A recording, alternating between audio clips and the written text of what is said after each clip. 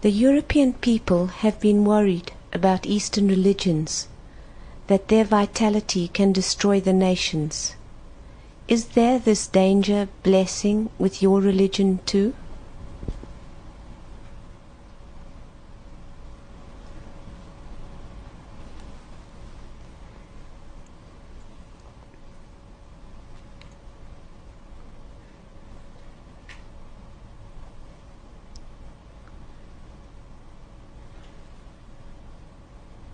Religion is not geography.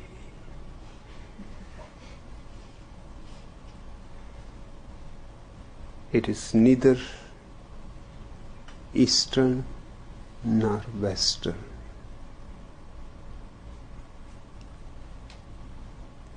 It cannot be divided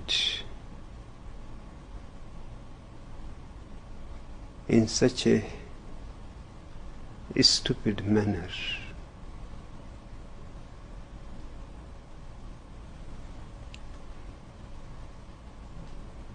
Otherwise, there will be a southern religion, another religion, and there will be no end to these divisions. Middle East is not the East, and Far East is also not the East.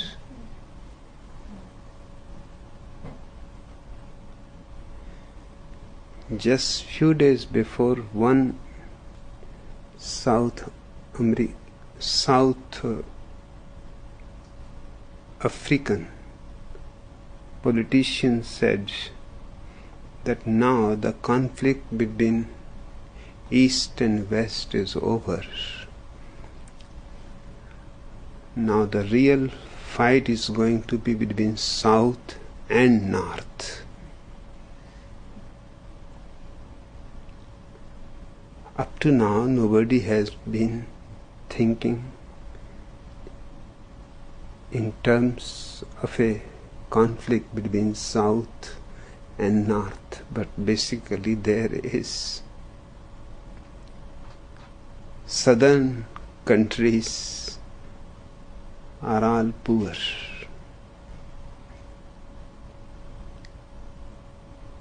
Northern countries are all rich. Southern countries are mostly black. Northern countries are mostly white.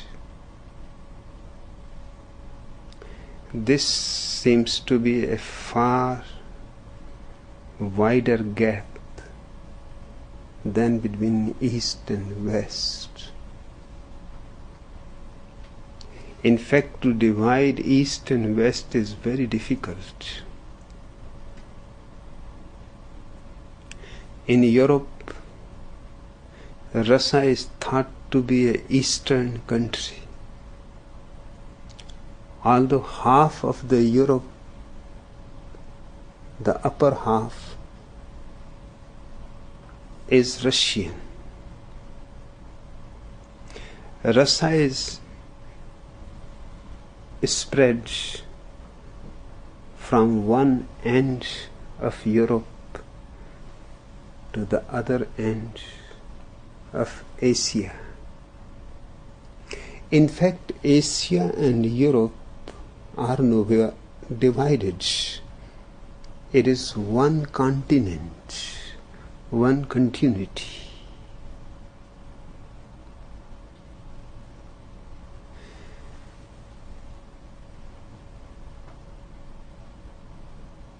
Politicians need divisions. Without divisions, politicians have no function. Priests also need divisions because they are a spiritual kind of politicians. Without divisions, the priest also disappears. So there are people who are tremendously interested in keeping divisions.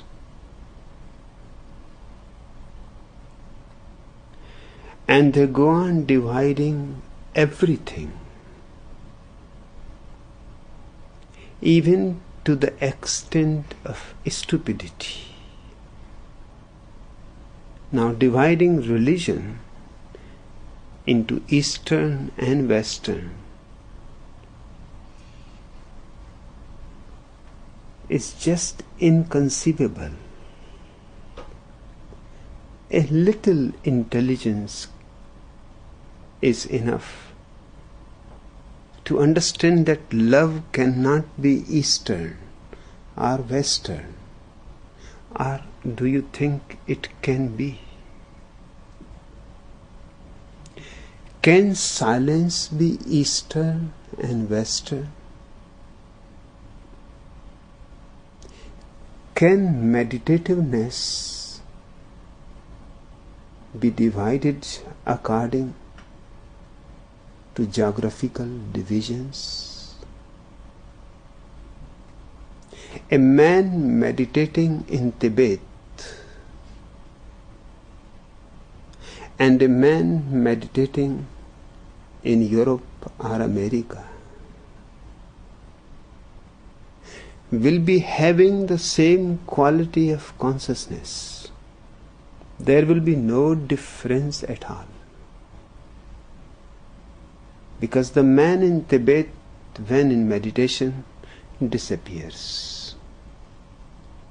He is no more Tibetan. He is no more even man.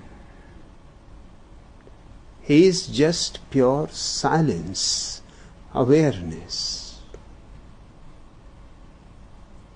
The same is true for anybody meditating anywhere. Meditation is universal. Just as love is, compassion is, intelligence is. These are qualities, and religion is the ultimate quality of consciousness.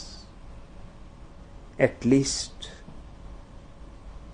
don't be so idiotic to divide it.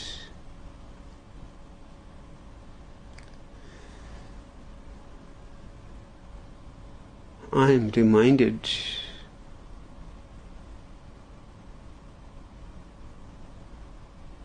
when I was graduating from the university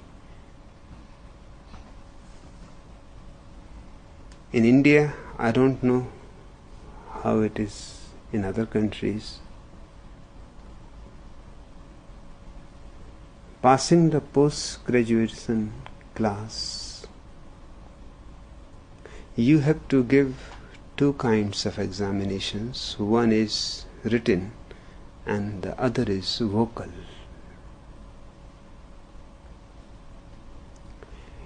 In the vocal examination, one professor from some other university is invited. The Vice Chancellor is present. The head of the department is present. And each single individual student is called in for the interview.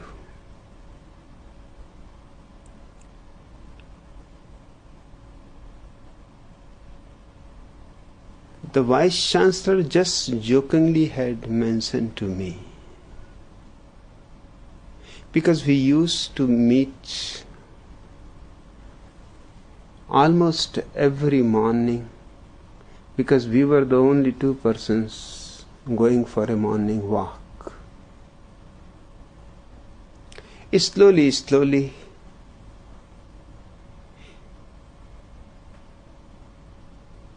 I was no more a student, he was no more a vice chancellor. We were two persons going for a morning walk. And just as it happens to all morning walkers, they become friendly, they start gossiping. In 2 years' long time, slowly, slowly, the partitions, divisions dropped.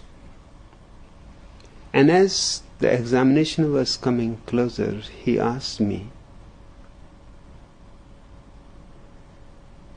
that I will be present in your viva, in your vocal examination. Whom would you prefer to be called from another university? I said, find the toughest guy.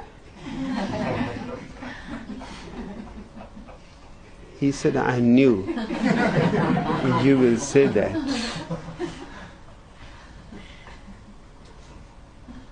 And I have been also thinking to find the toughest guy.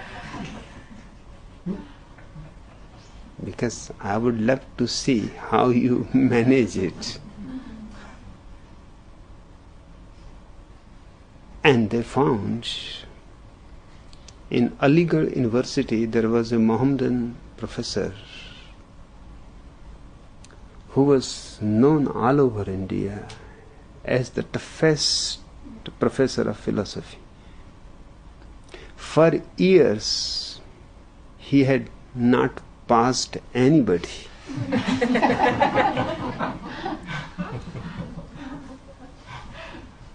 And in his whole life he has never given the first class to anybody.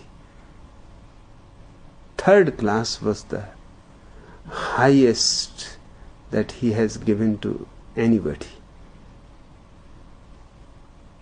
One of my professors has been his student, and he used to say that I am one of the persons who had passed from Aligarh University. Although I am a third class, but a third class from Aligarh University is far better than a first class from Oxford, because that man in his whole life has been continuously failing people. Nobody comes up to his standard.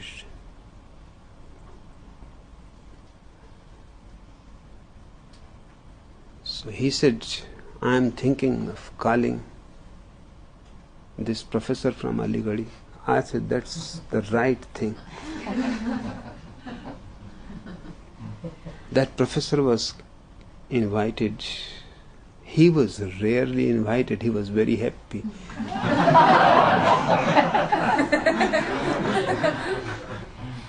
My head of the department, Professor S.K. Saxena, told me that be cautious, because that man is absolutely destructive. I said, you don't be worried. He cannot be more destructive than me. But he said, you cannot do any harm to him. You are not the examiner. He can do harm to you, he can fail you. And he is well known for failing. He simply puts 0.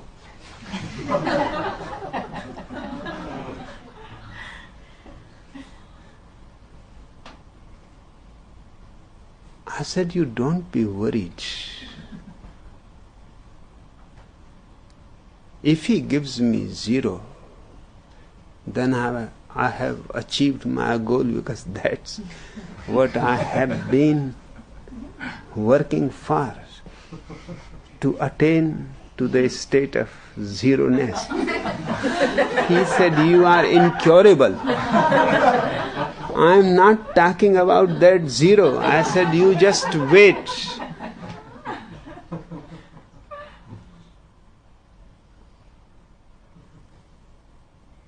He said, remember, I will be sitting by your side. And if you go off the track, I will hit you by my feet, or I will pull your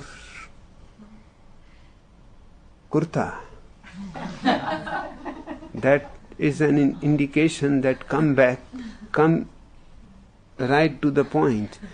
And that means just be within the limits of the textbook.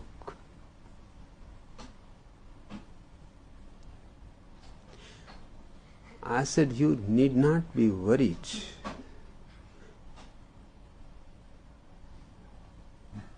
But they were afraid. Even the Vice Chancellor that morning said to me, although I have invited him, but now I feel concerned.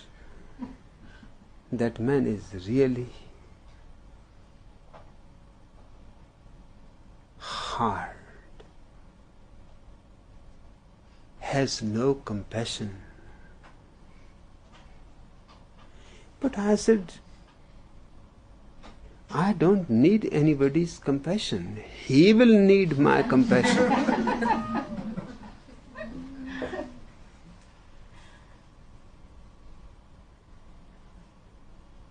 He said, we have to see what happens. Of course, it is my fault. I should not have invited him. I carried the joke too far and risked your career. You may pass in all your written papers, but if he fails you, your 2 years are wasted. And I will never be able to forgive myself. I said, you don't be worried at all. This is for the first time he is encountering a philosophy student.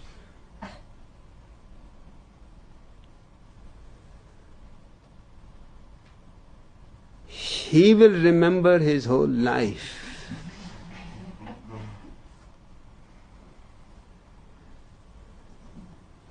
The examination began. I was called in.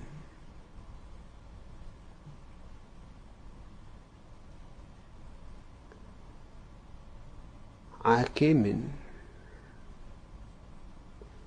Of course, it is not supposed that Professor, the Vice Chancellor, and the invited guest should stand up.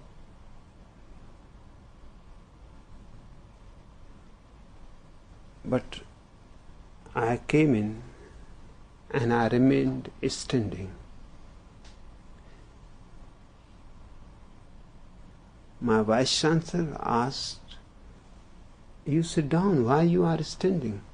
I said, I am just looking at 3 gentlemen who don't know any courtesy.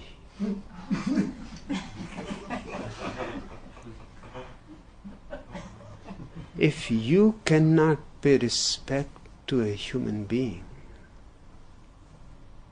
you should not expect any respect in return. That professor was shocked hearing this from me, talking to the Vice Chancellor of the university. And the Vice Chancellor knew me. He stood up. He said, I am sorry. My professor stood up. He said, I am sorry. When those two stood up, the invited guests thought that it looks odd if I don't stand up. So he stood up and he said, I am sorry. I said, you are all forgiven.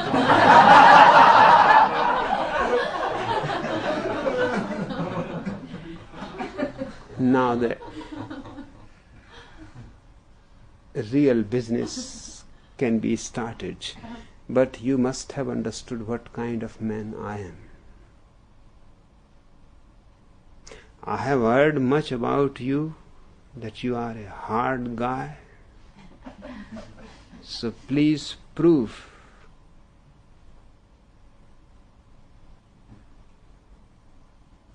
Because I don't see that you are a hard guy. You stood up for a student and apologized. You are almost feminine. You are not a man. And my Professor Saxena started hitting me like, from the very beginning you are going off. I said, Professor Saxena, this is not good that underneath the table you are hitting my leg.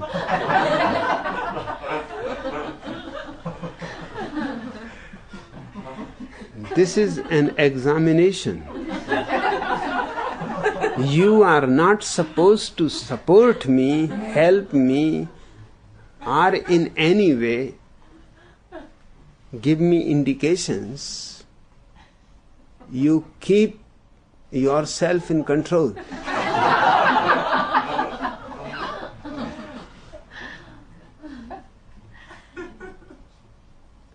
And I said to the Vice Chancellor that it is up to you to watch, because he loves me too much. And he is hitting me so that I don't go out of the way.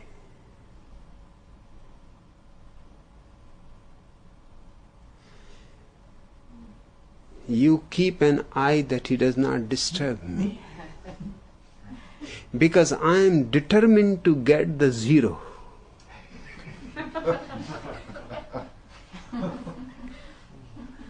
This is my life's goal. Before the examination began, I told everything that this is my life's goal, to attain to the state of 0. And he is trying hard that I should not get 0 today. But I trust in the invited guest that he will remain hard and he will do his best. That means he should do his worst.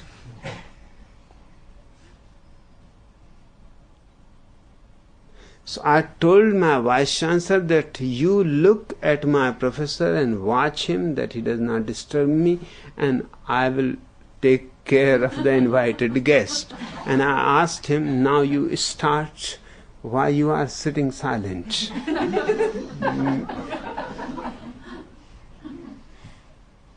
I am not here to examine you. Only I am speaking. You start. He was almost in a nervous breakdown. He must have come prepared what to ask, what not to ask, but he completely forgot. He simply asked me that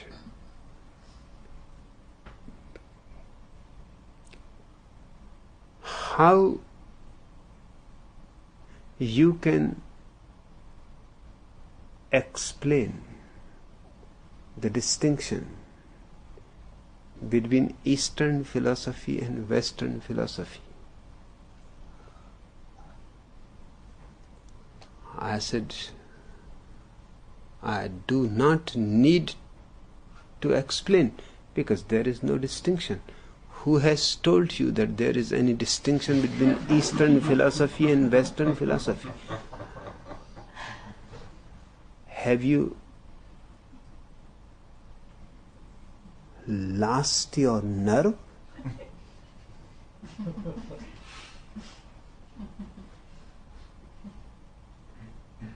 You cool down, collect yourself, remember what you wanted to ask me. Is this a question? Can philosophy be divided into Eastern and Western?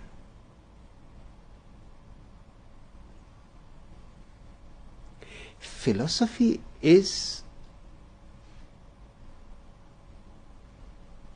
literally, the word means love of wisdom. Now, love of wisdom can exist anywhere. It will be the same love of wisdom. It is an inquiry into truth.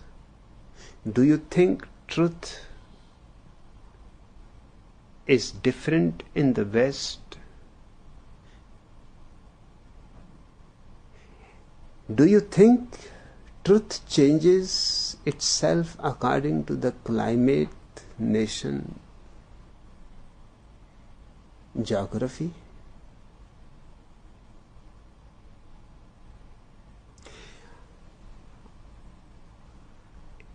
I am not to explain the distinction. First, you have to explain to me on what grounds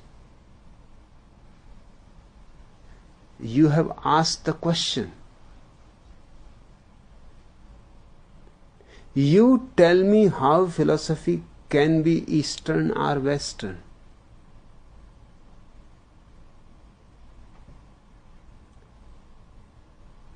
It is such a simple thing.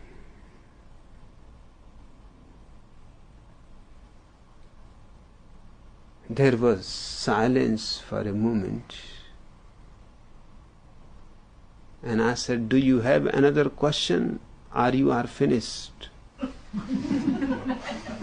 Then give me 0. But remember that 0 is given to you by yourself. You have utterly failed as an examiner.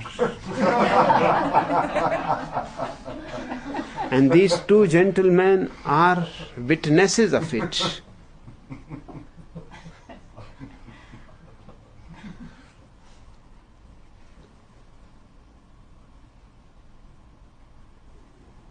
That man somehow managed to come out of the shock and he said, you are right. I had never thought that philosophy cannot be divided, because traditionally it has been divided.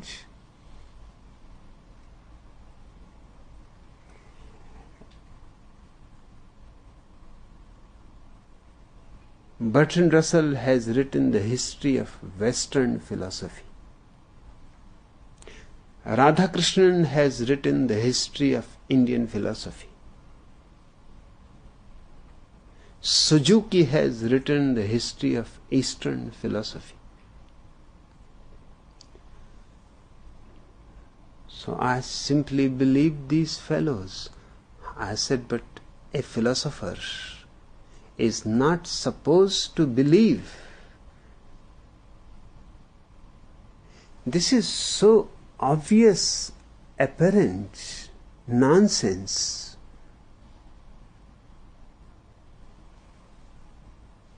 Bertrand Russell, Radhakrishnan, Suzuki,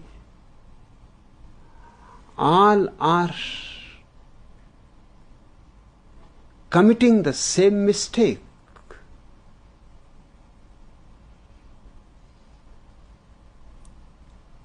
They are dividing something which is indivisible.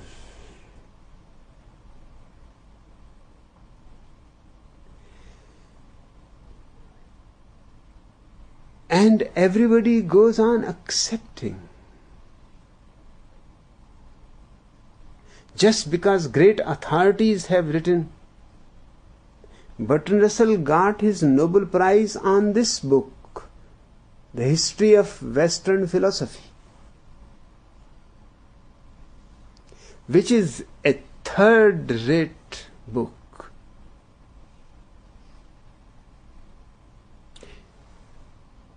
For the simple reason, from the very title, it goes wrong.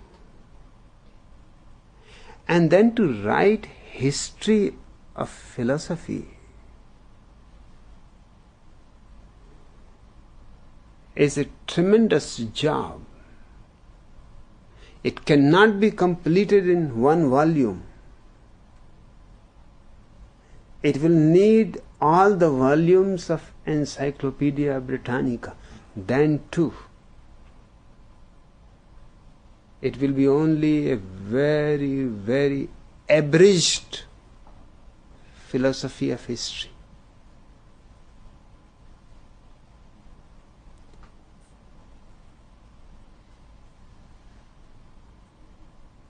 To write one book and to give 2 pages to Socrates, what you can write about a man like Socrates in 2 pages? 2 pages to Heraclitus, 2 pages to Pythagoras. This is simply unforgivable. This is insulting.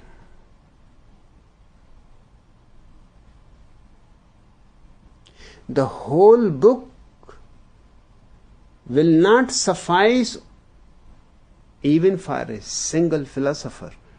Pythagoras, Heraclitus, Socrates, Plotinus, just a single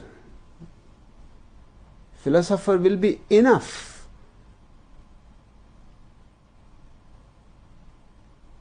This is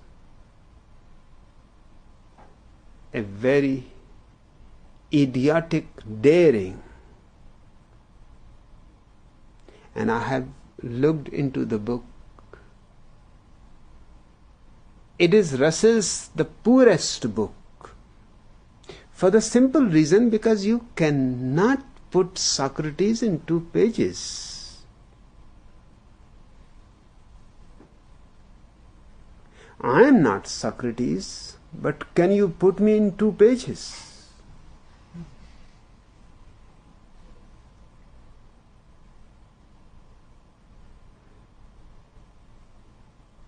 What you will put in and what you will leave out, I will be almost out of it.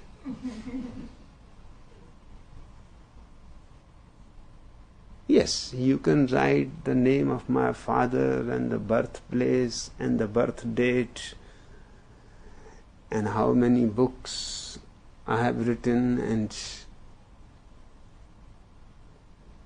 a little bit of my life and how the life ends. But this is not philosophy.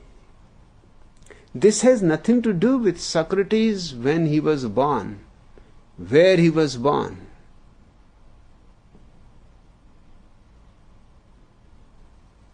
What about his vision which provoked the whole Greek orthodox, traditional, conventional people to such a point, and they were the most cultured in the world.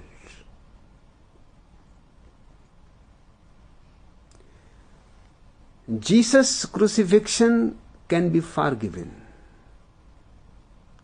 because they were not the most cultured people of the world. Judea was just an almost non-existential part of the world. who cared about Judea, who knew about Judea. And it was a slave country.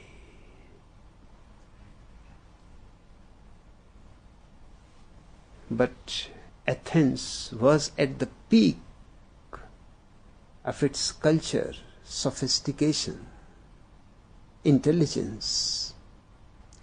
Perhaps nowhere else, in no other time, any city has reached to such a peak of wisdom as Athens reached in the time of Socrates. And I don't think it will be possible again. Athens will remain unique. Still, that sophisticated, cultured, intelligent city decided to poison Socrates. His philosophy must have been a tremendously rebellious vision of life.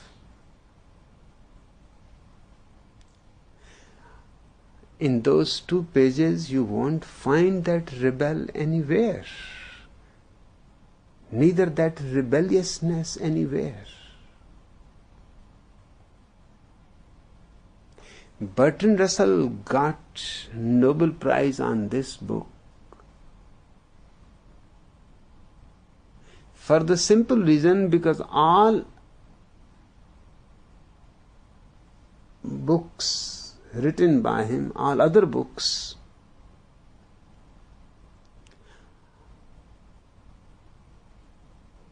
are in some way or other controversial. He himself was a man of great insight and unorthodox, untraditional, unconventional. He could write a book like Why I Am Not a Christian.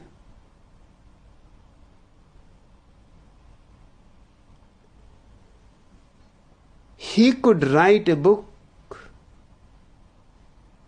Unpopular Essays, because every topic was against the mind of the society. It was unpopular.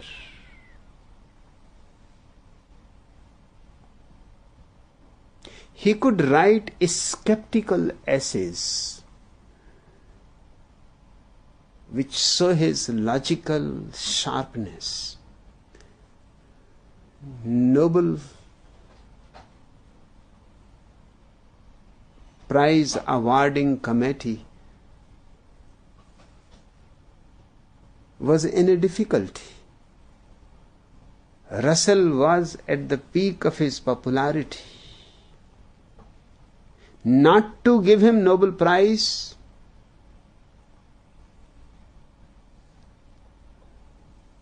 will be too apparently prejudiced.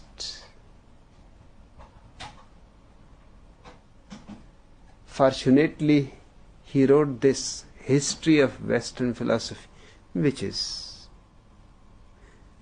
just being a history, has nothing controversial about it. What controversy there can be?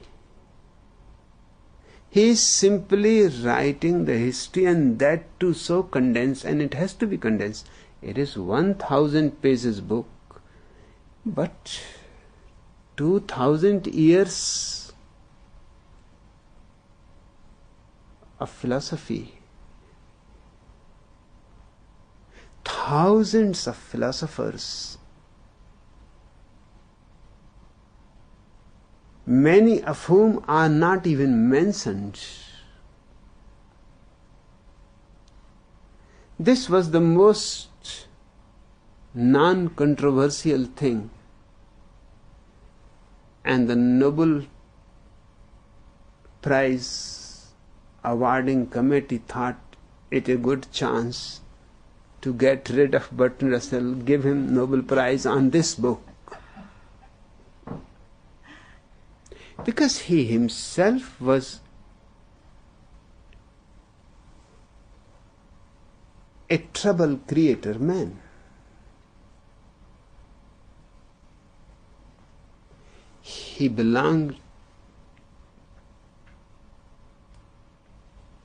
to a very noble family. He was a lord.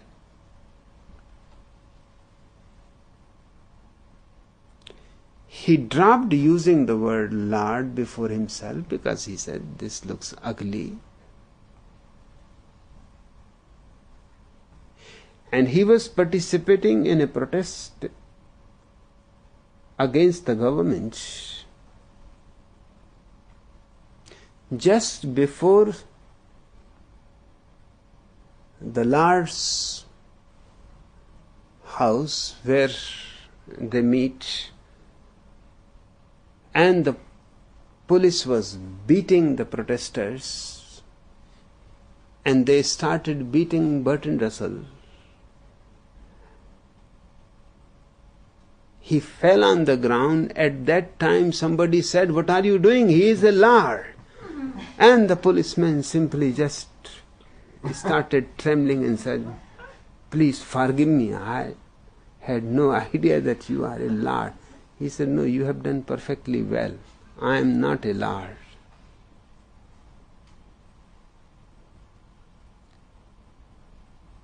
I am protesting against these lords.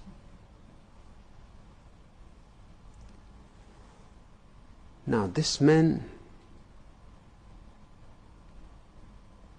could get the Nobel Prize on a third-class, third-rate book. But because of Nobel Prize, that book became the most prominent of all his books, which are really valuable. I told that professor that you also got deceived by a Nobel Prize. And you talk to me about Radhakrishnan. Radhakrishnan became later on President of India. And his whole fame depended on the book, 2 volumes of Indian philosophy.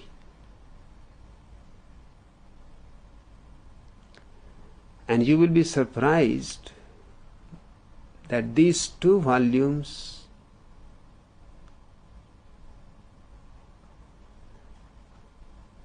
are stolen. They are not written by Radhakrishnan. It was a thesis of a student. Radhakrishnan was professor in Calcutta University. And the thesis came to be examined by him. He went on prolonging the period for 2 years. But he was a very prominent figure. Nobody could think what was going on underneath. Within these 2 years, he published his book, Indian Philosophy in England, which is nothing but the thesis of that poor boy.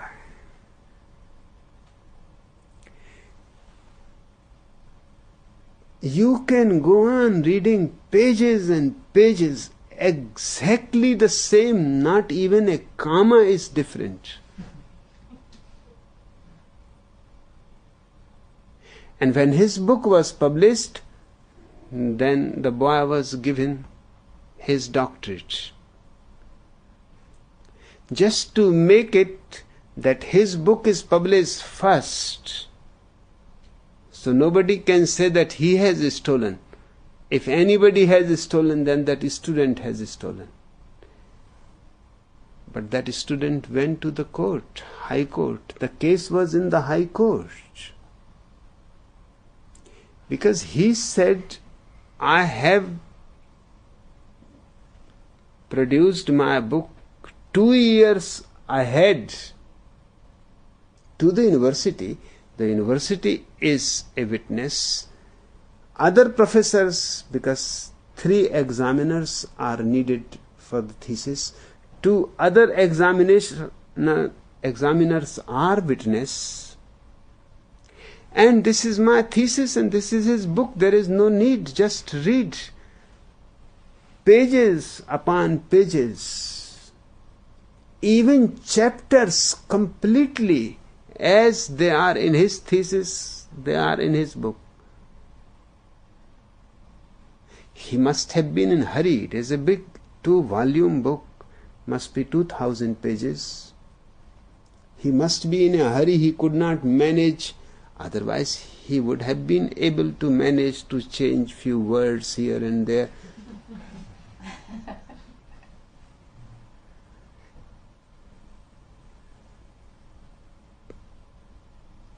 The case was so clear.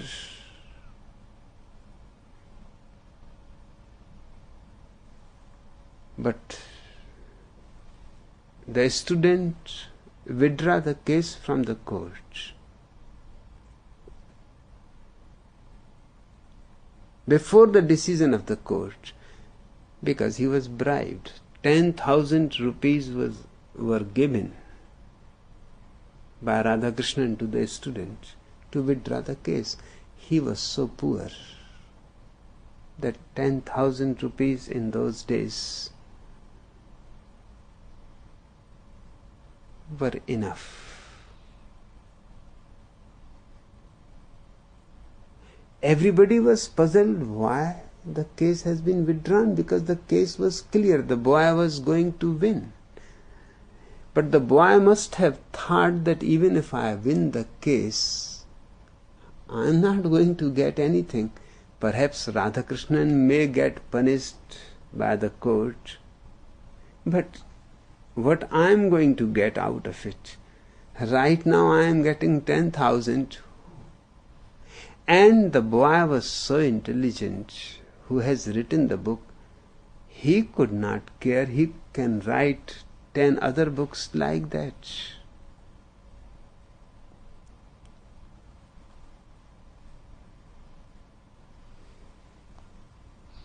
I told this professor that you trust. You must have known this case. He said, yes, I know about the case, I know about the High Court, and I know that it is a certain theft. And I said, still you think these people as authorities?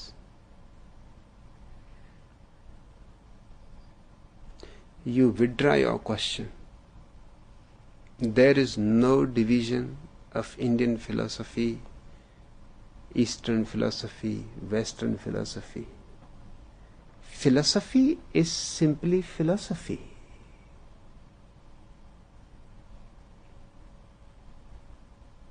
If you agree with me, you can ask another question. He said, I agree with you completely. There is no need for another question. My professor and vice chancellor, now it was their turn to be shocked. They could not believe that this man gave me first class. And he said that this is my only first class I have given in my whole life, and I don't think I will give again, because I don't think anybody is going to hit me so hard.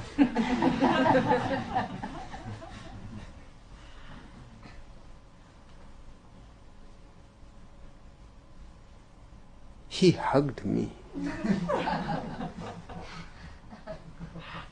He invited me, my vice chancellor and the professor,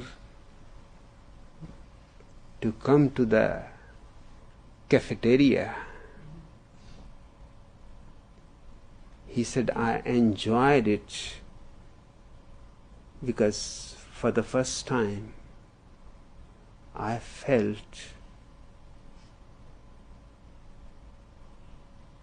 really encountering someone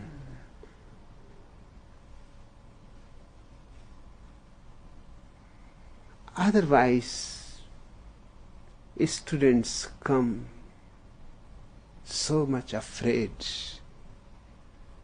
and they go on repeating only what is written in the books. And that's why I have never given anybody more than third class. Most of them fail for the simple reason because they are only robot-like repeating. And here is a student who knows perfectly well that I can fail him, I can harm him, but is not afraid of it all. That should be the philosophical approach. A man of philosophy should be unafraid, and I am giving him first class because of his unafraidness, because I have not asked anything else. One question I have asked which he has dismantled. He has not answered. He has thrown it back over me. I have to answer it. He was very happy. And whenever I used to go later on to Aligarh, he forced me to stay with him. I said, you don't understand, the trouble is I am being invited by the Jainas and I stay in a Mohammedan's house. That creates a trouble.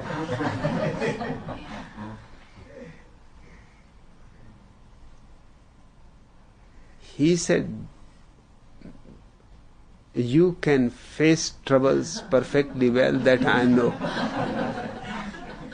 But you have to be my guest.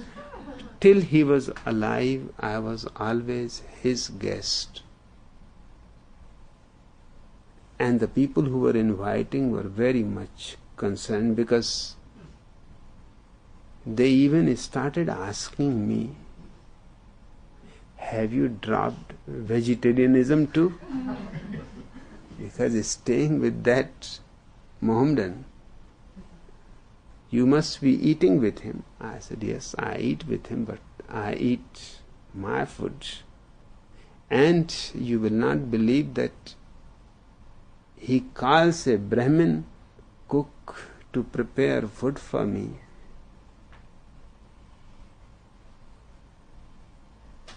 And the food is far better than you will be able to manage, because he takes every care that in a non-vegetarian house I should not feel in any way inconvenient. He takes so much care that I start feeling a little uncomfortable because of his care. I tell him that you need not worry about me. I can manage things myself, but he won't listen.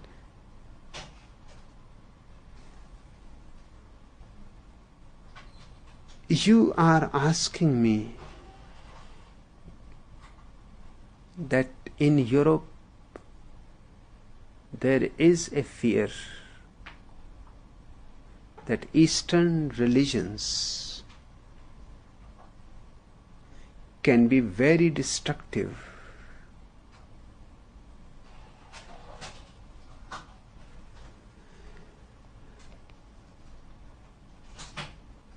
It is strange to remind you that this idea was given currency by one of the best minds of Europe, Carl Gustav Jung. He was the first who started talking that Eastern religions are dangerous, particularly for the Western man.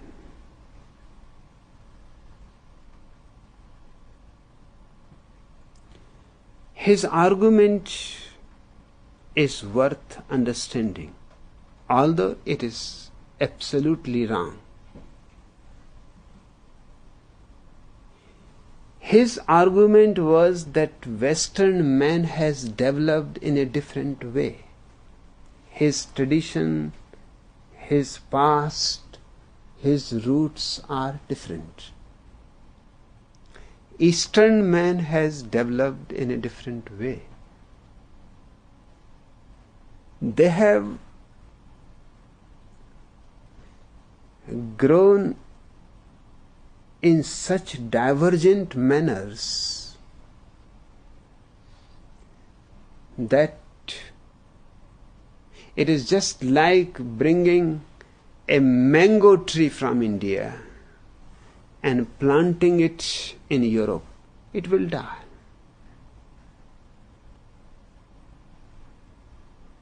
It cannot survive. For the simple reason because the mango tree has millions of years tradition of a certain climate, of a certain temperature, certain rains, a certain climate. It cannot simply change itself. It cannot adjust itself to a new environment. Many animals in the past have died because climate changed and they could not adjust to the new climate.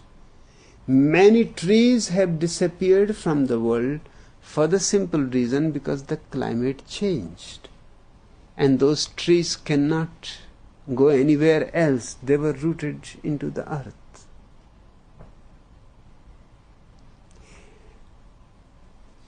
Only two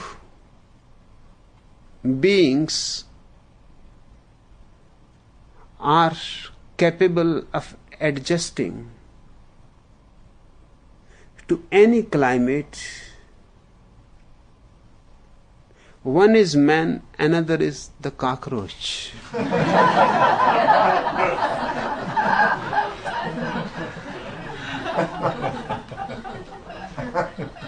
And wherever you will find man, you will find cockroaches. Wherever you will find cockroaches, you will find men. They are always together.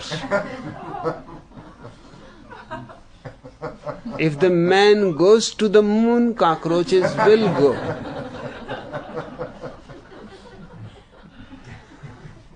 They are inseparable companions, and both are capable of adjusting to any situation. Perhaps cockroaches are more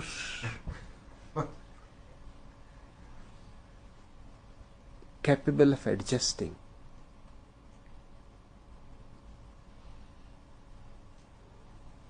Because man has many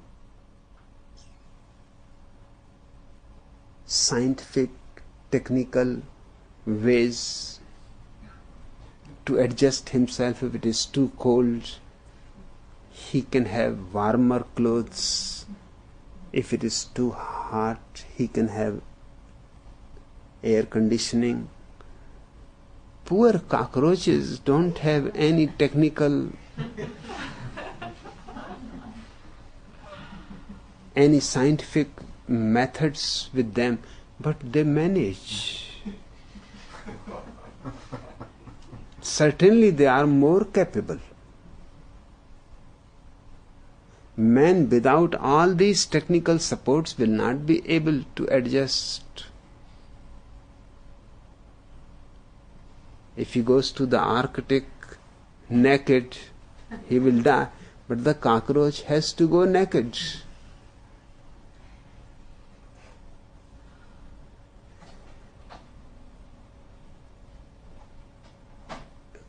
Carl Gustav Jung said that religion is such a strong power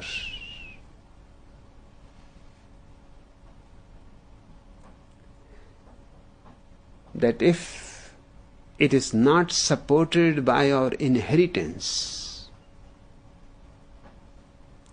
by our past, by our tradition, it will simply destroy you. It will uproot you. It looks logical. And if you think of pseudo-religions, Jung is right. For example, before Eastern religions, Christianity, Judaism or Mohammedanism cannot survive. For the simple reason that they are very immature, very primitive. While the religions coming from the East have reached to the highest possibility of sophistication, their logic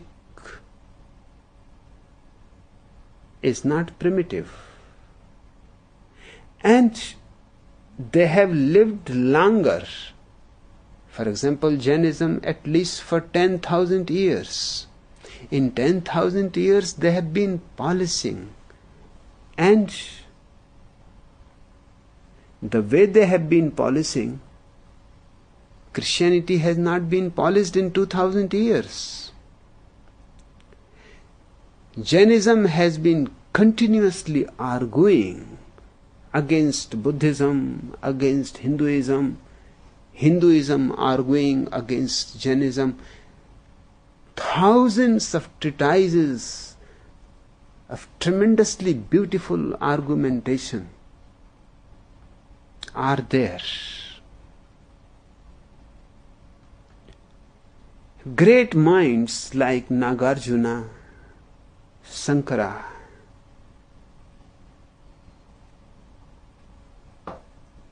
Ramanuja, Vallabha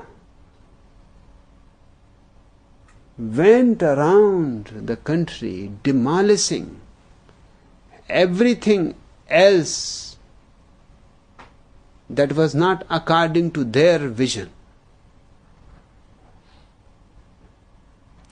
Teachers were roaming all over the country with a challenge to anybody to argue, to discuss.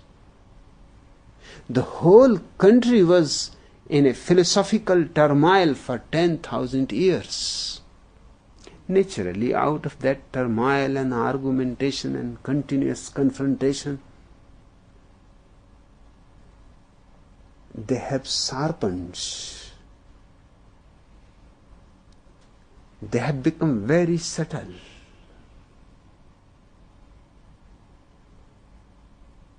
While Mohammedanism is only 1400 years old,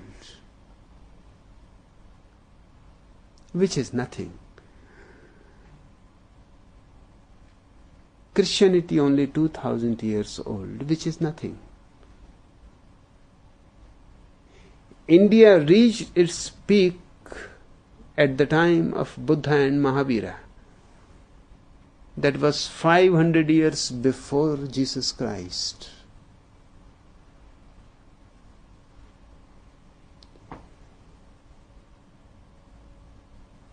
If you compare Jesus Christ with Gautam Buddha, you can see Jesus looks simply an illiterate villager who has heard a few things about philosophy, religion, but he has no argument to prove them. He is simply repeating the conclusions. While Buddha will never repeat the conclusion. He will start from the argument, very premise. Then he will go through the whole procedure. And in the procedure, he will also talk about all other possibilities and go on demolishing them that they are wrong. He will not leave chances for anybody. He will take in account all other alternative viewpoints and will demolish them before he reaches to his conclusion. In Indian philosophy, it is a basic tenet that when you say something, always say simultaneously, immediately, that what is its opposite. And first destroy the opposite, then only declare your conclusion. If you cannot destroy the opposite, then forget all about your conclusion. Because anybody will raise the opposite and your conclusion will be lost. It is better you do it yourself. So to read a book of Indian philosophy is totally different than reading Kant, Hegel. They are simply proposing their idea. Hegel is proposing his idea. Not at all bothered that this is only one aspect and there are thousands others. Hence, Indian treatises are very complicated. Before you can get to the conclusion of the man, you will be puzzled what is happening. Because if he believes in God's existence, first he will demolish all arguments against God. He will not leave a single loophole. When he has demolished all opposite viewpoints, alternative possibilities, then only he will come to his conclusion. It has a solidity. It will be very difficult for you to find something which he has not already criticized. You need a very outlandish attitude like me. Otherwise, you cannot manage with Indian traditions, their treatises, their philosophies. What I mean by outlandish, it happens that I was invited in one of the international Vedanta conferences in Amritsar. The name of Amritsar has just now become world famous because Sikhs, that is their sacred city. And they have the beautiful golden temple there. Just now because they have been trying to become an independent nation, separate from India. Thousands of Sikhs have been killed and thousands of Hindus have been killed. Indira Gandhi has been assassinated. And it continues. Still, people are being killed. And it will continue. It is not going to stop easily.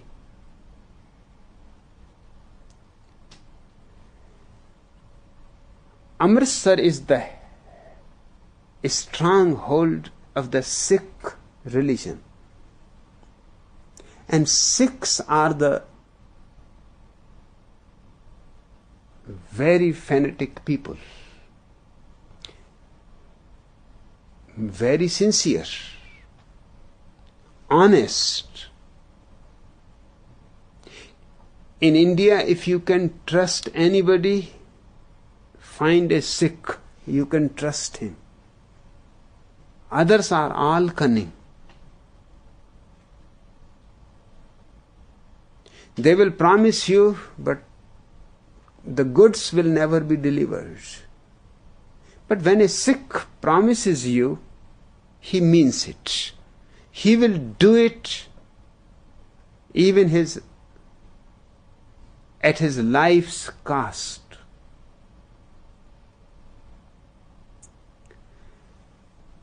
They are sincere, they are honest, they are nice people, but they are very fanatic about their religion.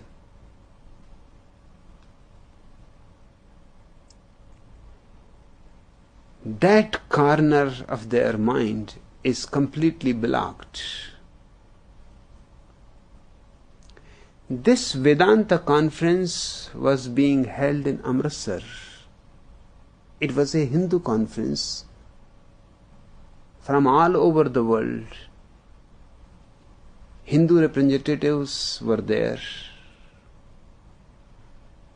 Shankaracharyas, all great monks were there. In Punjab at that time there was one very famous Hindu saint, Hari Giri Maharaj. He inaugurated the conference.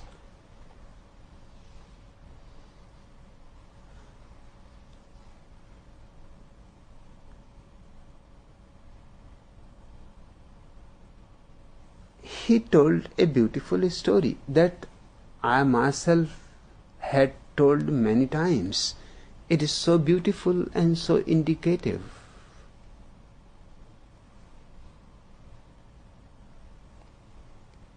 Inaugurating the conference, he said that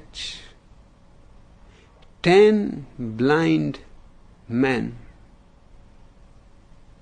are passing a stream in rainy season.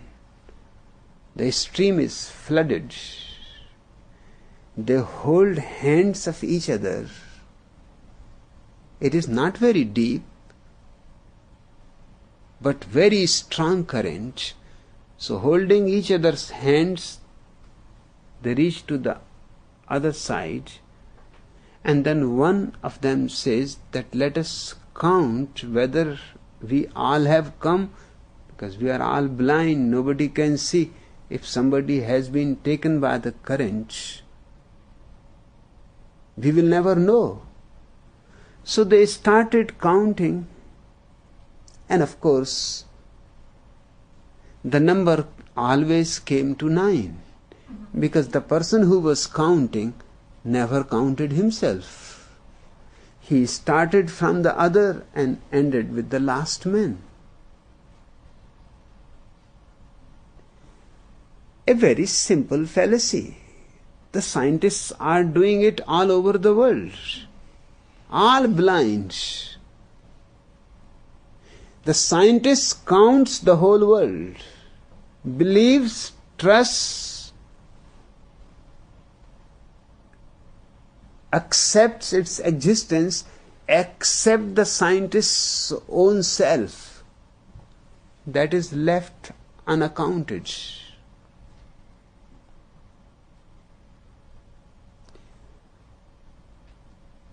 He is ready to accept anything believable, unbelievable.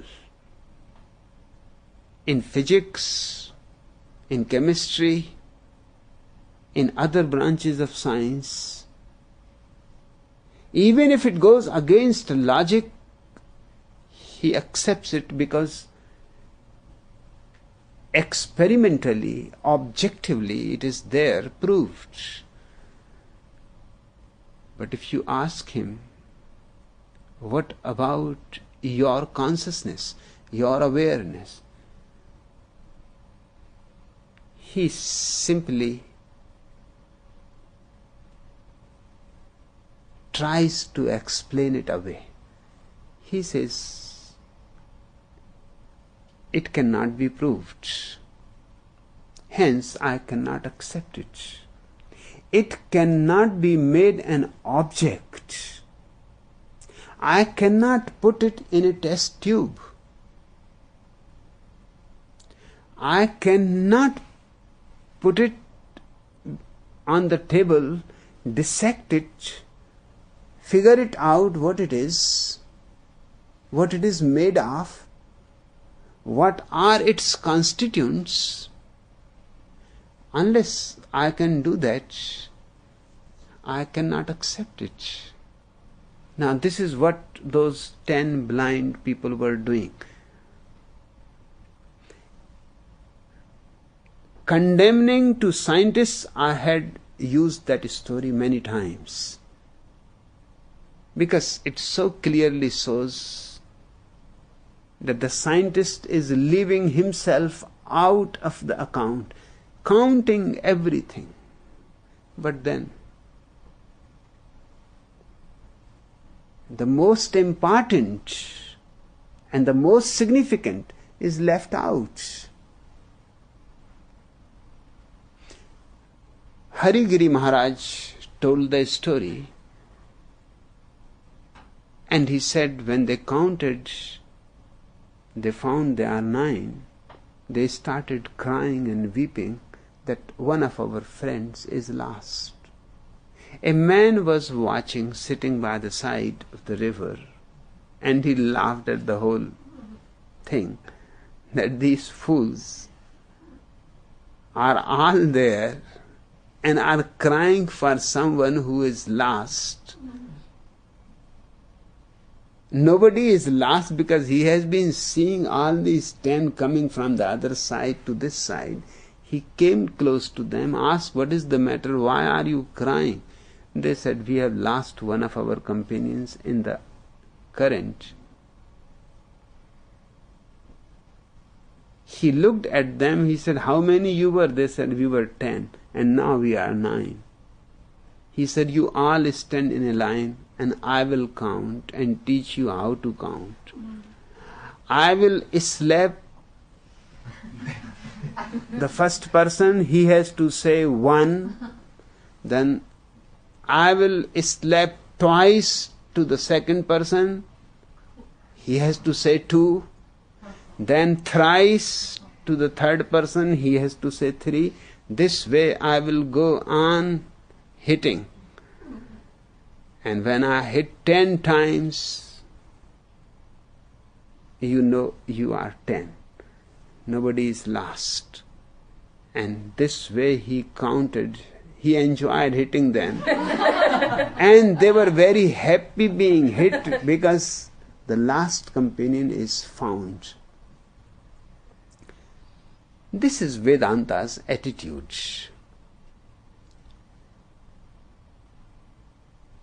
That in the world we go on collecting everything, possessing money, power, prestige, just forgetting ourselves.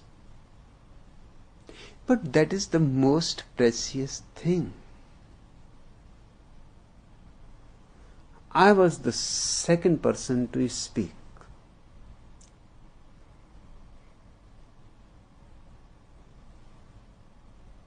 You know I am crazy.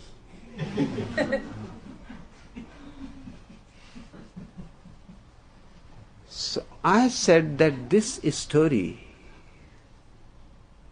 is just absurd.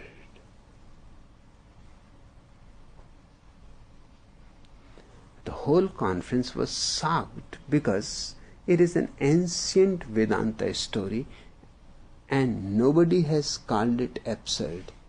Not even those who are against Vedanta. Because they all use it. Jainas use the story, Buddhists use the story. The story is so beautiful, so indicative, that everybody has used, nobody has condemned it. And I said this is absolutely absurd for the simple reason how these 10 blind people came to know that they are 10. Before they entered the stream, did they count? Now I want Harigiri Maharaj to answer me. Did they count before they entered the stream? If they counted, then they knew how to count. Just by passing the stream, they forgot how to count. First, they counted themselves, and just by passing the stream, they stopped all the 10 counting themselves. This story is absolutely foolish. It makes no sense. All that I can understand is that somebody else must have told them that you are 10. They never counted. Somebody must have told them that you are 10. And they believed that somebody else. This is where belief leads.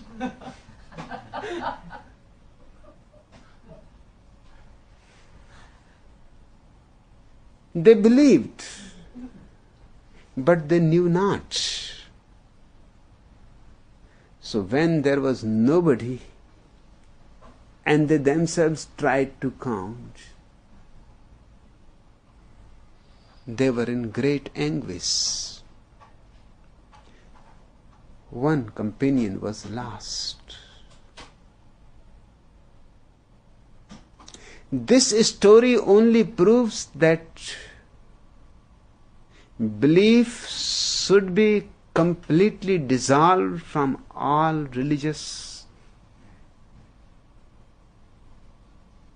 climate. Nobody should believe anybody, because in a real situation you will be in trouble. Either know or know that you don't know. If these 10 people were not aware that they are 10, there would have been no trouble. If they had not believed somebody else, they would have been perfectly happy by being 9. There was no trouble. On both the sides, they would have counted in the same way. The trouble arises because on one side was the belief, on another side was knowledge. And belief falls flat when you encounter knowledge. So I said, once for all, this story should be removed from all Vedanta literature. Harigiri became so troubled, red with anger. Of course, there was no answer. And I said, if you have any answer, come to the mic and give the answer. And there was at least 50,000 people gathered for the conference. But what answer he can give? He had never thought about it. Nobody has ever thought about it. It was so outlandish, out of the way.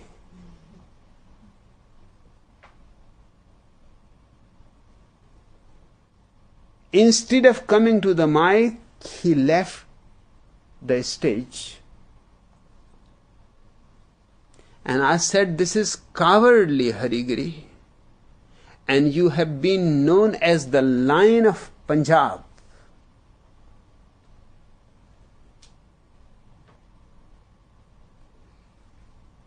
And the way you are escaping from here, your tail under your legs,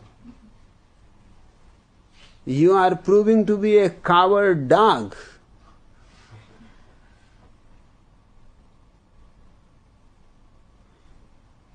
Of course, he had thousands of followers there. I had none, except myself. There was nobody.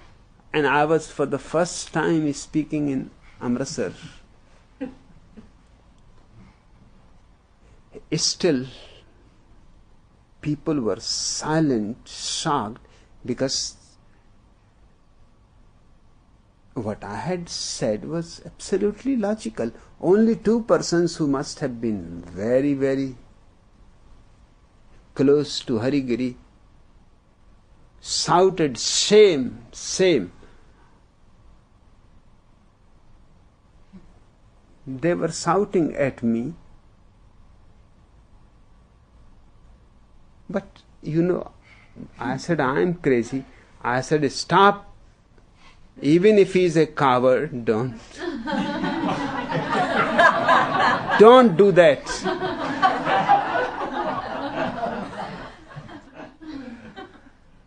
They were standing. I said, sit down. Although he is a coward, but that does not mean that you should start calling shame, shame. This is not a moment to humiliate and insult him. He has insulted himself already enough. And those two cowards could not say that they are saying shame to me.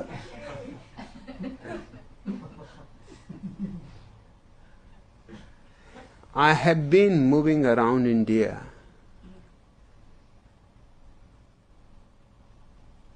And in many situations the same was the case. I had to find some very eccentric way to find a loophole. Of course, there are always loopholes, because whatever man makes, howsoever foolproof, you can always find a loophole. No man-made thing can be perfect. Even God-made universe is not perfect. What about man? But if you compare, and that's what Jung was afraid. Jung was studying Eastern religions his whole life. And as he became more and more acquainted, a great fear arose in him. And the fear was that one day, sooner or later, East is going to take over the West completely. Religiously, we cannot argue with such sharp 10,000-year-old, very intricate, complicated systems. Our systems in the West are very poor. There is not a single commentary on Jesus' Gospels. In 2000 years, Christians have not even written a commentary. For the simple reason there is nothing to comment.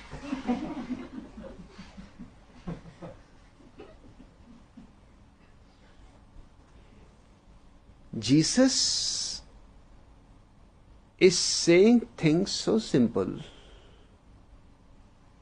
that I am the first commentator on Jesus, because I can make simple statements into complex philosophies.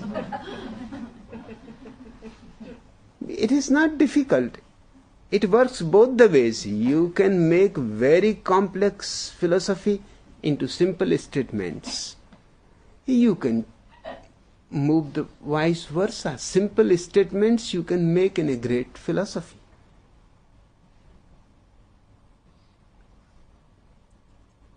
When I spoke first on Jesus in the mustard seed,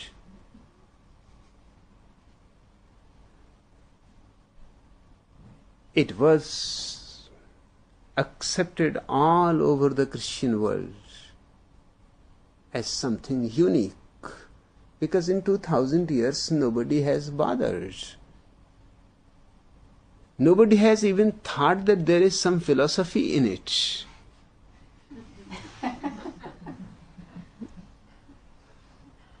Philosophy is not something that is ready-made present anywhere. You have to create it. It does not exist. It is not that you simply open the door and philosophy is sitting there.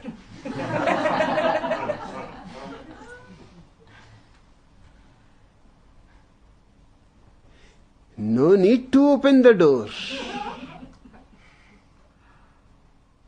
You can create the hallucination of philosophy. Philosophy is just a linguistic game.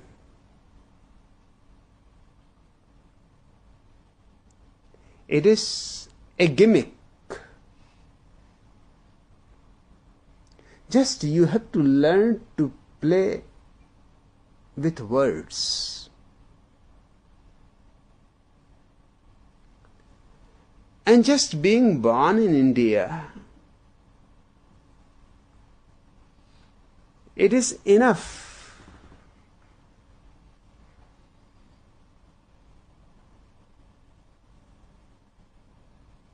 To know the game.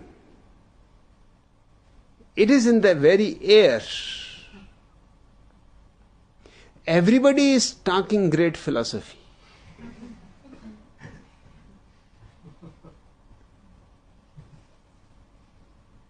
It is not something rare.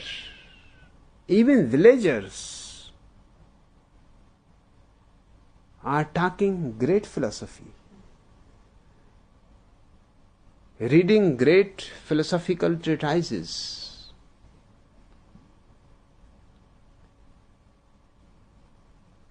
So when I spoke on Jesus, it was nothing to do with Jesus. It has nothing to do with anybody else. I enjoyed playing with words. But it is a very dangerous game. I can play for, I can play against. So when I was playing for, even Christian publishers published my books. Selden in London is a Christian publication. They published The Mustard Seed and 8 other books. And when one of my talks I said that there are sources which say Jesus was ugly, that he was 4 feet 5 inches high, and that he was a hunchback, they freaked out. Their board of directors decided to withdraw all my books immediately. They withdrew all the books.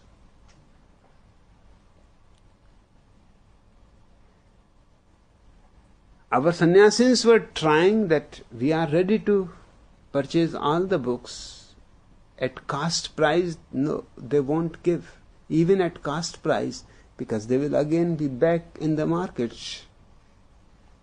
They sold the books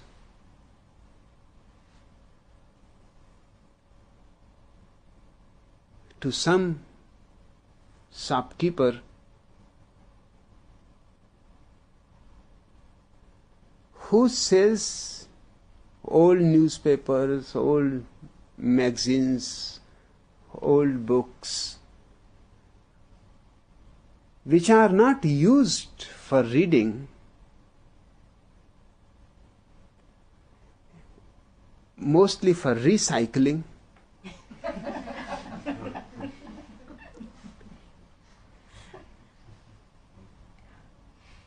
But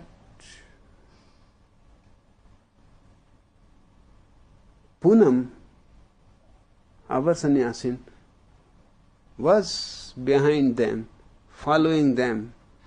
She found the place. She got all those books even cheaper, because that man was very happy because they were going to be recycled. So all the books are back in the market, and those Selden board people are at a loss. What happened? How these books, which were recycled, this is resurrection. At least Christians should not be worried at such things. Things like this happen.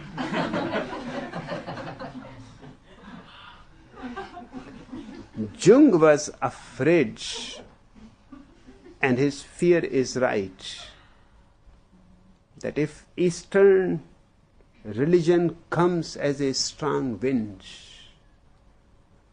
it will demolish all Western religions and their systems.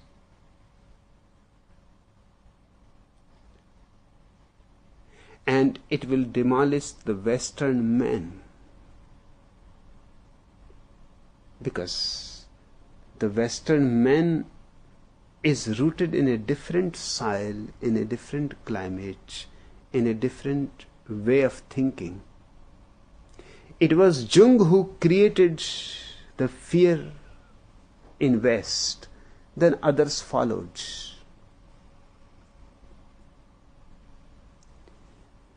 But to me, if Eastern religions and their winds can destroy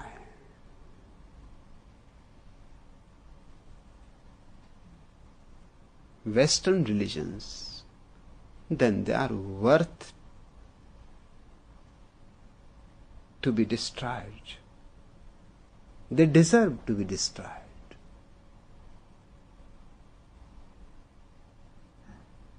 No special protection should be given to them. Either they should stand on their own, they should become more sophisticated. Not a single meditation method exists in Western religions, only prayer. Prayer is not meditation. Prayer is a very primitive method.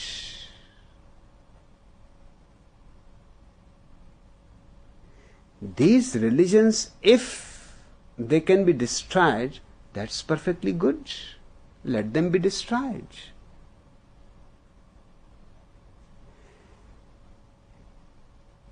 Jung says that Eastern religions will destroy Western religions, but he never says Western science will destroy Eastern science. No, that is not his concern.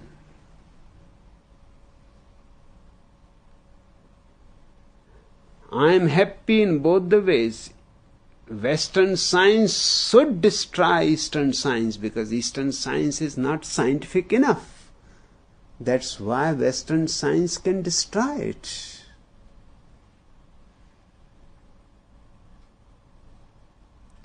If you believe in stupid things,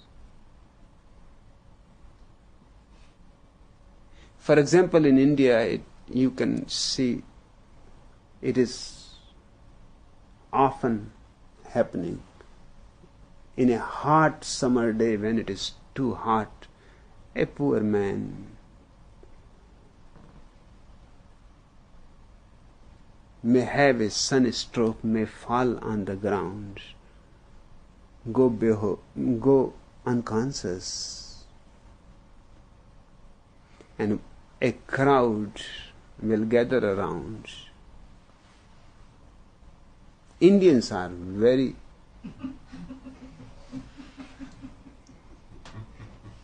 efficient in gathering quickly. Where not a single soul was, within seconds you will find a crowd.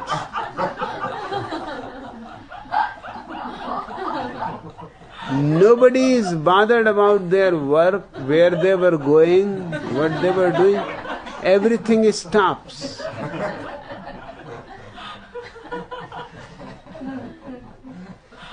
And do you know what they do when somebody falls with a sunstroke?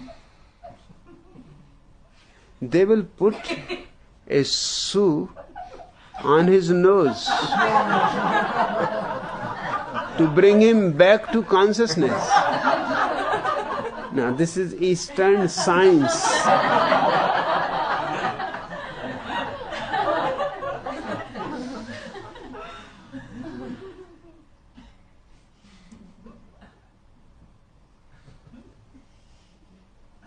If Western science comes and destroys Eastern science of this type, it should be welcomed. Jung is a coward. Western science has evolved. Eastern science has not evolved. And whosoever is on a higher pedestal should be victorious. It is not a question of East and West. Western science should take over the whole world as far as science is concerned. Eastern religiousness should take over the whole world as far as religion is concerned. And that's what I mean when I say science and religion are two aspects of one thing. West has worked on the objective truth, East has worked on the subjective truth. East has poured his whole energy into that dimension, just as West has poured his energy into objective direction. Now both have found great treasures. It is good that they should share their treasures. In that sharing, the world will become one. And of course, in that sharing, much will be destroyed. In the East, in the West, but it needs to be destroyed.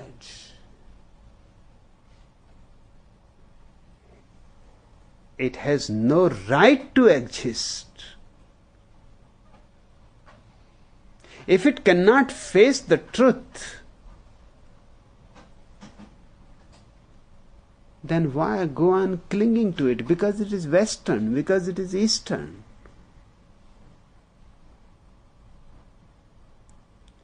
Yes, it is true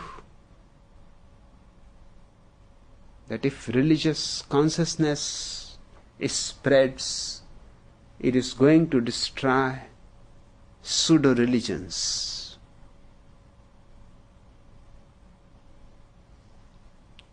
It is going to destroy nations.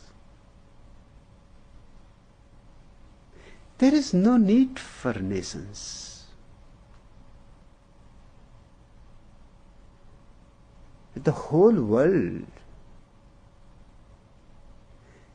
can be governed by one single government, and that government will be only functional.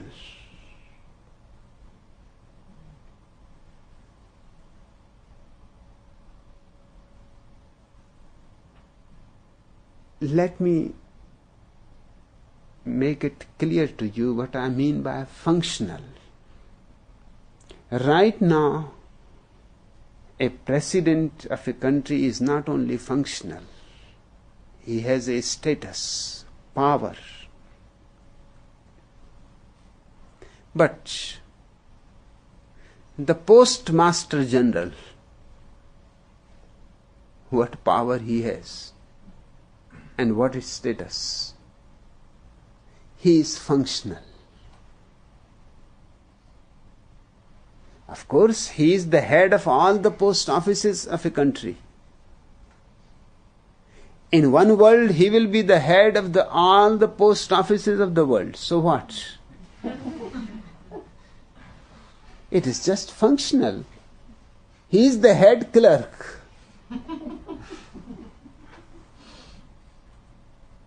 In the same way, all the departments should be functional.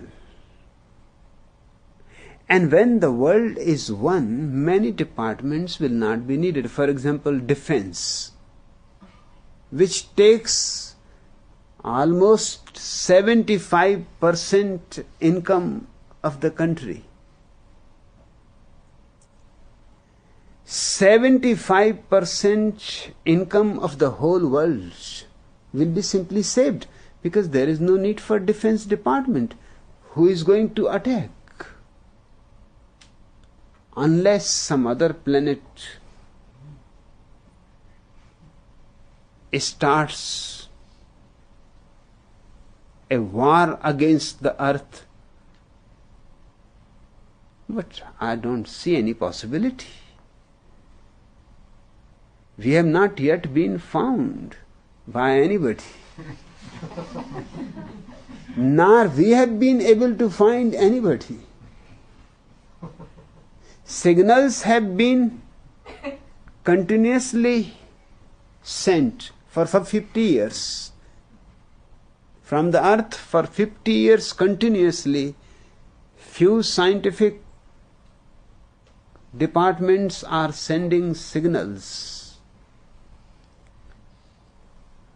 to the planets, to the stars in different ways.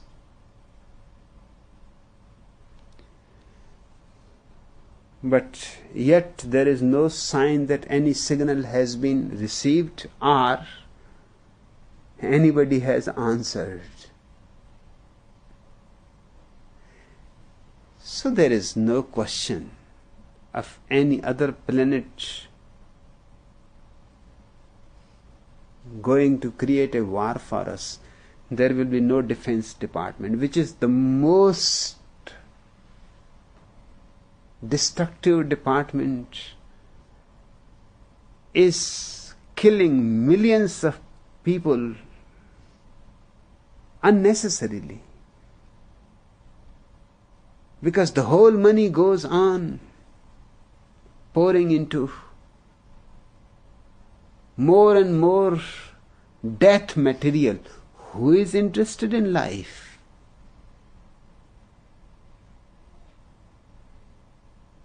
Perhaps except this small commune, in this whole world nobody is interested in life. Politicians are interested in winning. Winning means death. Death to millions, perhaps to all. Religions are interested in the other world, which means after death. Nothing special is going to happen before death. Don't waste your time unnecessarily, simply die.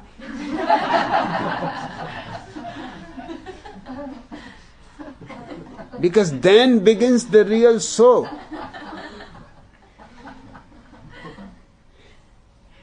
What you are doing here? Simply wasting your time.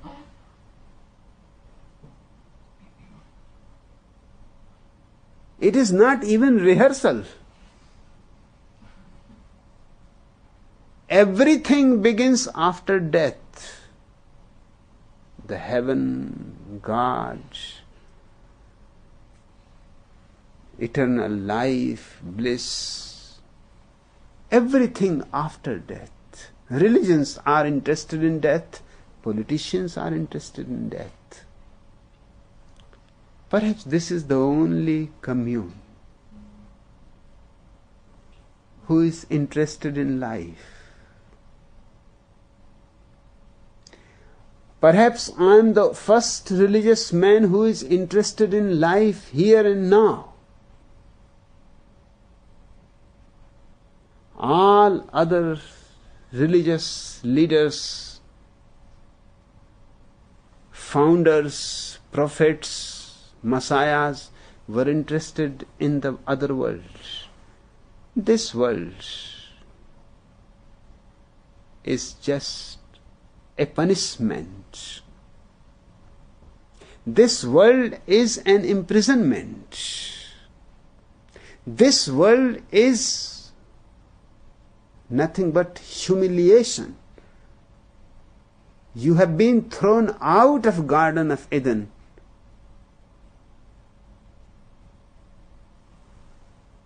To be alive is disgraceful. Pray to God. Ask Him that please let us be back into the Garden of Eden. That means you will have to pass through death.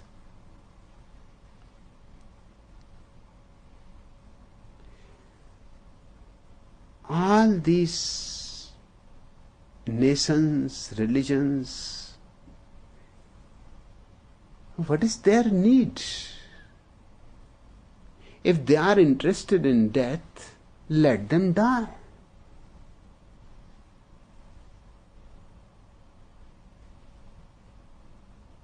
What happened in Jonestown was absolutely Christian.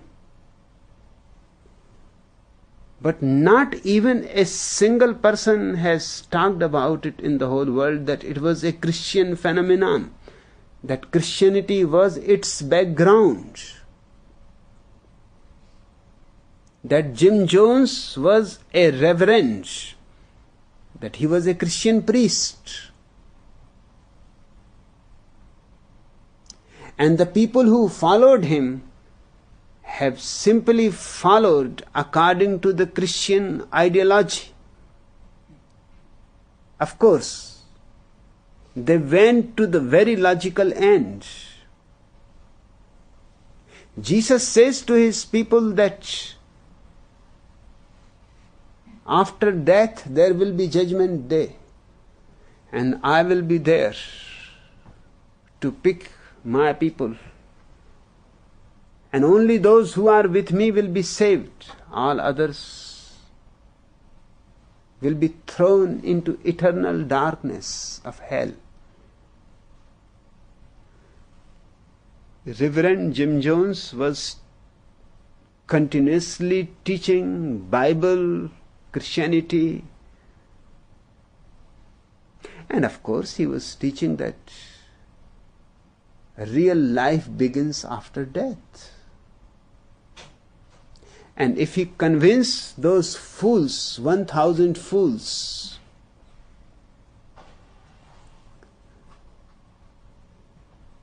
it is nothing to be surprised. They were all Christians. The gospel was Christian.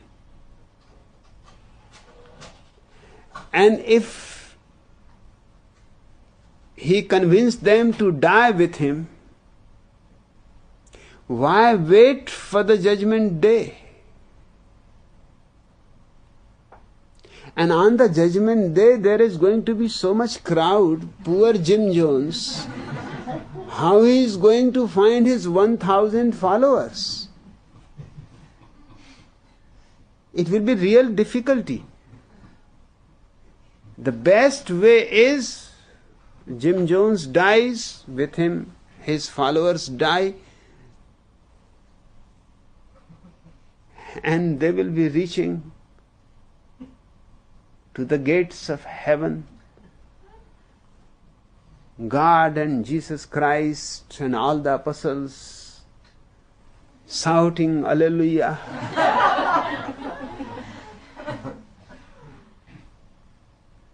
This is far better, quicker.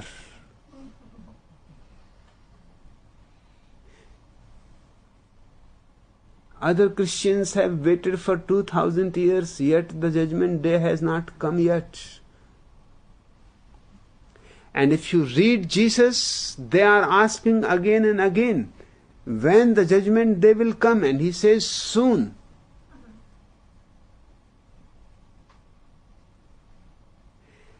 The whole indication is that it is going to happen within your life. Now 20 centuries have passed, it has not happened. Nobody asked the Pope that what about the judgment day? Jesus was saying soon. What do you mean by soon? At least it should be explained. How many centuries? How many generations? Soon cannot be extended that much.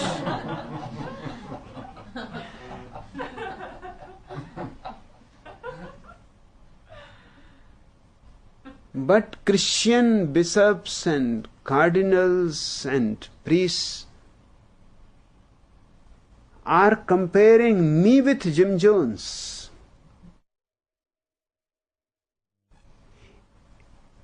In churches, sermons are delivered and said that Rajneeshpuram is going to become a second Jonestown. Now, who is going to say to these fools that this is the only place which cannot become Jonestown? The whole world can become. Because we are not interested in afterlife. We are only interested in life here now.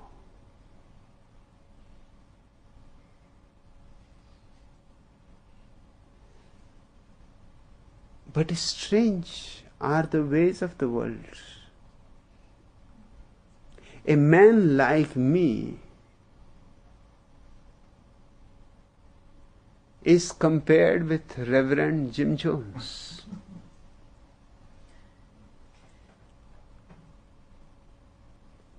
I am absolutely for life. So much so that I am ready to drop God, paradise, heaven, everything. Life is so precious. Everything can be dropped for it. So if a real religiousness spreads and nations disappear, so far so good. Religions disappear, so far so good. The Western man as Western dies, so far good, because his death as Western will also mean the death of the Eastern man as Eastern. Those terms are just related to each other. The East cannot exist without West. The death of the Western man will be the death of the Eastern man. And that's perfectly good. Then only man remains, neither Eastern nor Western. Neither belonging to this nation nor belonging to that nation. A single one humanity, rejoicing here now, this very life, this very lotus paradise.